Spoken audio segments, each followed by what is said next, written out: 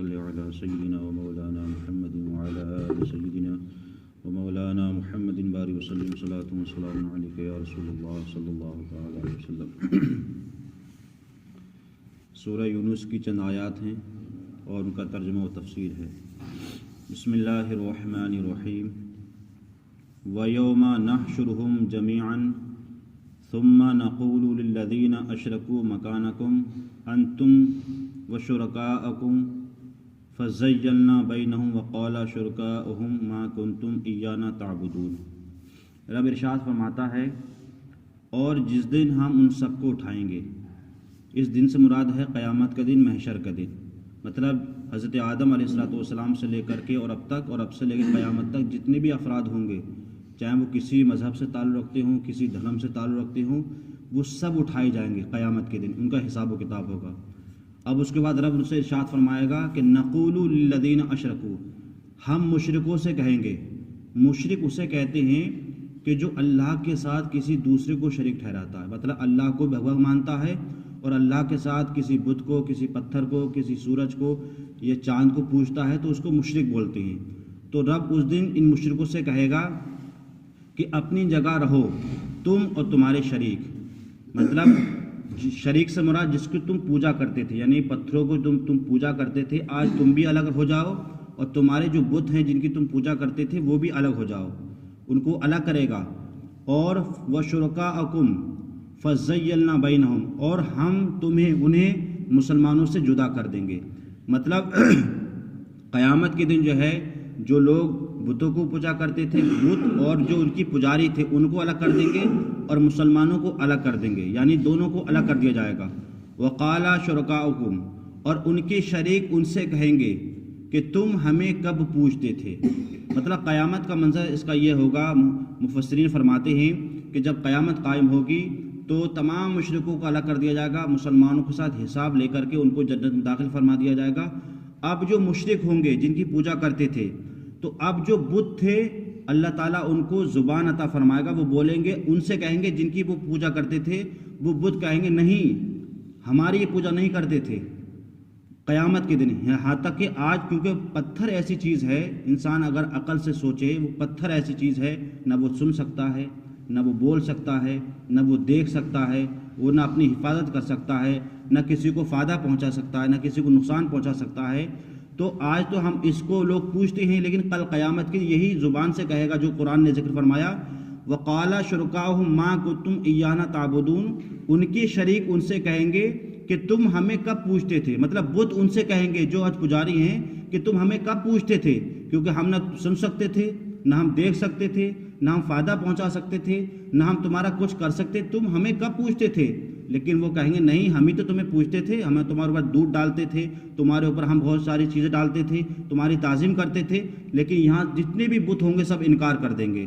وَكَفَى بِاللَّهِ شَهِيدًا بَيْنَنَا وَبَيْنَكُمْ إِنَّا كُنَّا عَنْ عِبَادَتِكُمْ لَغَافِلُونَ، تو اللہ گواہ کافی ہے ہم میں اور تم میں کہ تم ہمیں تمہارے پوجنے کی خبر نہ تھی۔ مطلب اللہ جانتا ہے کہ ہم تم کو پوجتے تھے نہیں پوجتے تھے، صرف اللہ جانتا ہے۔ هُنَالِكَ نَبْتُ كُلَّ نَفْسٍ مَا أَسْلَفَتْ وَرُدُّوا إِلَى اللَّهِ مَوْلَاهُمْ حَقٌّ وَضَلَّ عَنْهُمْ مَا كَانُوا يَفْتَرُونَ۔ رب ارشاد فرماتا ہے یہاں ہر جان جانچ لے گی جو اس نے آگے بھیجا ہے۔ مطلب قیامت کا منظر ایسا ہوگا کہ انسان دنیا میں جو کچھ بھی کر رہا ہے تو اس کا جو رزلٹ اور جو نتیجہ ہے وہ کل قیامت کے اندر دیکھے گا۔ انسان نے دنیا کے اندر جس طریقے سے جتنی محنت کی ہے اعمال کے اوپر اور جتنی بدکاریاں کی ہیں، اس کا سارا جو رزلٹ اور جو نتیجہ نکلے گا وہ قیامت کے دن نکلے گا، اور ہر انسان جان لے گا کہ اس نے کتنے اچھے پوزیشن پر نمبر حاصل کیے، مطلب کتنی اس نے نیکیاں کی ہیں، کتنے گناہ کی ہیں، وہ سب جان لے گا۔ اور اللہ کی طرف پھیرے جائیں گے جو ان کا سچا مولا ہے، کیونکہ حقیقت میں اگر کوئی سچا مولا ہے، رب ہے، تو وہ ہمارا ہی رب ہے جو پوری دنیا کو جس نے پیدا کیا اور پوری دنیا کو پالتا بھی ہے۔ اور ساری بناوٹیں ان سے گمراہ ہو جائیں گے، مطلب جن لوگوں نے بتوں کو تراش کر کے اپنا معبود بنایا، وہ ساری ان کی بناوٹیں تھیں، وہ سب گمراہ ہو جائیں گے۔ دوسری جگہ رب ارشاد فرماتا ہے کہ جو لوگ بتوں کو پوجتے ہیں، پتھروں کو، کل قیامت کے دن میں ان کے پجاریوں کو بھی اور ان بتوں کو دونوں کو کہاں ڈالوں گا؟ جہنم میں ڈالوں گا۔ تو گویا کہ یہ جو بت ہے حقیقت میں ہم لوگ خود ہی ان کو اپنے ہاتھ سے تراشتے ہیں اور پھر اس کو اپنا معبود بناتے ہیں، تو یہ معبود کیسے ہو سکتا ہے؟ معبود تو وہ ہوتا ہے کہ جس نے پوری کائنات کو پیدا فرمایا، انسانوں کے، جنات کو، اشیاء کو پیدا فرمایا، وہ حقیقی معبود ہے، اسی کی عبادت کی جاتی ہے۔ اس کے بعد رب ارشاد فرماتا ہے قُلْ مَنْ يَرْزُقُ مِنَ السَّمَاءِ وَالْأَرْضِ أَمَّنْ يَمْلِكُ السَّمْعَ وَالْأَبْصَارَ۔ رب ارشاد فرماتا ہے تم فرماؤ تمہیں کون روزی دیتا ہے آسمان اور زمین سے؟ کیونکہ اللہ تعالیٰ اگر بارش نازل نہ فرمائے تو یہ پھر ہمارے کھیت کھلیان کیسے بھریں گے، ہماری موٹریں کیسے چلیں گی، یہ دریاؤں میں پانی کیسے بہیں گے؟ تو گویا کہ اللہ تعالیٰ کا آسمان سے پانی فرمانا یہ اس بات کی دلیل ہے، تبھی کھیتی پیدا ہوتی ہے، اور زمین سے اللہ تعالیٰ پیدا فرماتا ہے۔ اگر زمین نہ ہو تو پھر یہ سبزہ کیسے اگے گا، یہ دھان غلات کیسے اگیں گے، یہ فروٹ کیسے اگیں گے؟ تو گویا کہ حقیقت میں کوئی روزی دینے والا ہے تو وہ رب کی ذات ہے جو آسمان سے زمین کو دیتا ہے۔ اور اب ارشاد فرماتا ہے کون ہے جو تمہیں کان اور آنکھیں عطا فرماتا ہے؟ یہ صرف اللہ کی ذات ہے۔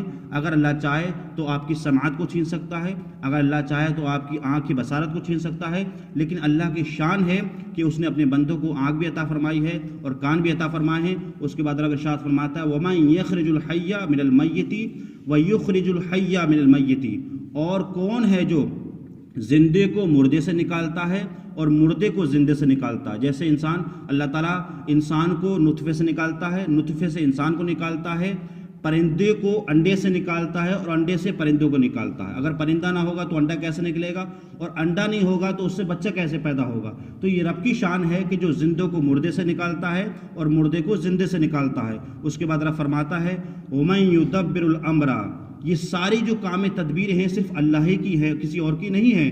فَسَيَقُولُونَ اللَّهُ، تو اب کہیں گے صرف اللہ ہی ہے۔ فَقُلْ، تو کہو أَفَلَا تَتَّقُونَ، کیوں نہیں ڈرتے ہو؟ جب سب کچھ سمجھتے ہو، سب کچھ اللہ نے پیدا کیا ہے، تو پھر اللہ سے کیوں نہیں ڈرتے ہو؟ تو گویا کہ ہمیں چاہیے کہ سب کچھ جو کسی نے بنایا ہے تو وہ صرف رب کی ذات ہے، اس لیے ہمیں چاہیے کہ ہم صرف رب کی ہی عبادت کریں اور باقی کسی کی عبادت نہ کریں۔ اللہ تعالی ہمیں اور آپ کو صحیح طریقے سے قرآن مجید سمجھنے کی، اس پر عمل کرنے کی توفیق عطا فرمائے۔